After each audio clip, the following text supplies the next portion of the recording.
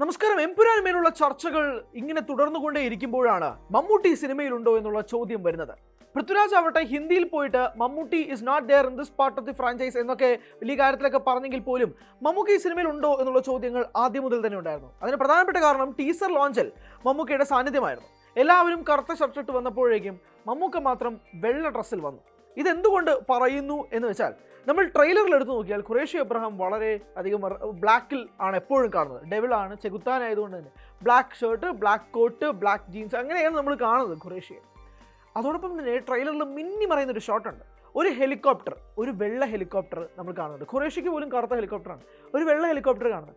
അതിനകത്ത് ഇതേ വെള്ള ഡ്രസ്സ്, ടീസർ ലോഞ്ചിൽ കണ്ട ഇതേ വെള്ള ഡ്രസ്സ് ഇട്ട ഈ മമ്മൂട്ടി ആണോ ആ കഥാപാത്രം ആ ഹെലികോപ്റ്ററിനകത്തിരിക്കുന്നത്? അങ്ങനെ നിരവധി സംശയങ്ങളൊക്കെ നിലനിൽക്കുമ്പോൾ പോലും അതിനൊരു ആക്കം വെക്കാൻ, അതിനൊന്ന് ഊട്ടി ഉറപ്പിക്കാനായി കഴിഞ്ഞ ദിവസങ്ങളിൽ മല്ലിക സുകുമാരൻ, അതായത് പൃഥ്വിരാജിൻ്റെ അമ്മ, നടത്തിയ ചില അഭിമുഖങ്ങളുണ്ട്. ചില ഓൺലൈൻ മീഡിയയ്ക്കൊക്കെ കൊടുത്ത അഭിമുഖങ്ങളിൽ അവർ പറഞ്ഞിരുന്ന ഒരു പ്രധാനപ്പെട്ട ഒരു കാര്യമുണ്ട്. അതായത് അവർ പോലും അറിയാതെ പറഞ്ഞതാവാം, ഈ സിനിമയിൽ പ്രധാനമായും മമ്മൂട്ടിയും മോഹൻലാലും ഒന്നിച്ച് അഭിനയിക്കുന്ന ചിത്രം എൻ്റെ മകനെ സംവിധാനം ചെയ്യാൻ സാധിച്ചതിൽ അഭിമാനമുണ്ട് എന്നുള്ളതായിരുന്നു ആ അഭിപ്രായം.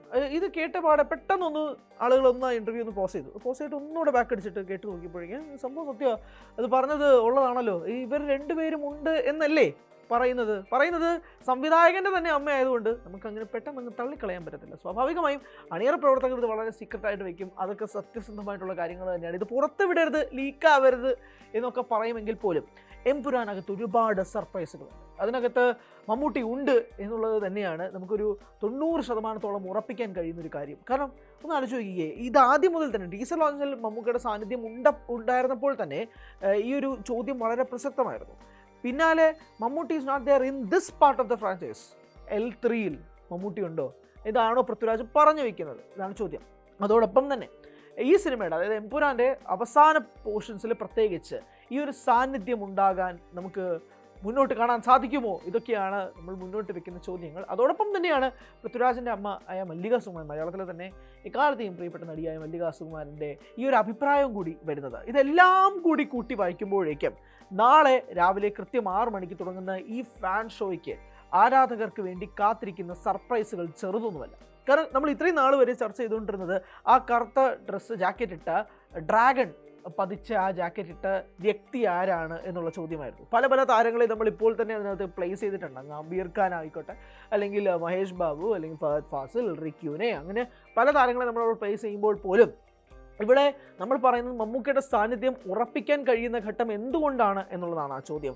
അങ്ങനെ ഒരു സാന്നിധ്യത്തിൽ വരികയാണെങ്കിൽ മമ്മൂക്കി, ലാലേട്ടനും ഇപ്പോൾ നിലവിൽ മഹേഷ് നാരായണൻ്റെ ഒരു സിനിമയിൽ അഭിനയിച്ചുകൊണ്ടിരിക്കുകയാണ്. ആ സിനിമയിൽ കുഞ്ചാക്കോ ബോബനും ഫഹദ് ഫാസിലും എല്ലാവരും തന്നെയുണ്ട്. മമ്മൂക്ക മോഹൻലാൽ പ്രോജക്റ്റ് എന്ന് പറയുന്നത് ഒരു വലിയ ഹൈപ്പായിട്ട് നമ്മൾ കാത്തിരിക്കുന്ന ഒരു സിനിമയും കൂടിയാണ് മഹേഷ് നാരായണൻ ചിത്രം.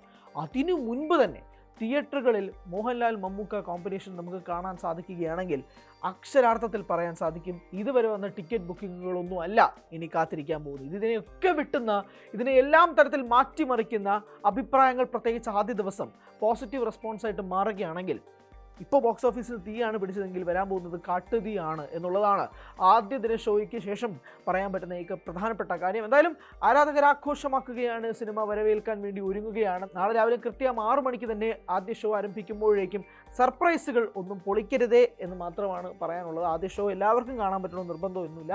അതുകൊണ്ട് തന്നെ എല്ലാവരുടെയും വയലിൽ നിന്ന് സർപ്രൈസ് വരാതിരിക്കുക, കരിമേഘക്കെട്ട് ആരും അഴിക്കാതിരിക്കുക, മിണ്ടാതിരിക്കുക. എങ്ങനെയായിരുന്നു സിനിമയുടെ എക്സ്പീരിയൻസ് എന്ന് മാത്രം അഭിപ്രായപ്പെടുത്തുക.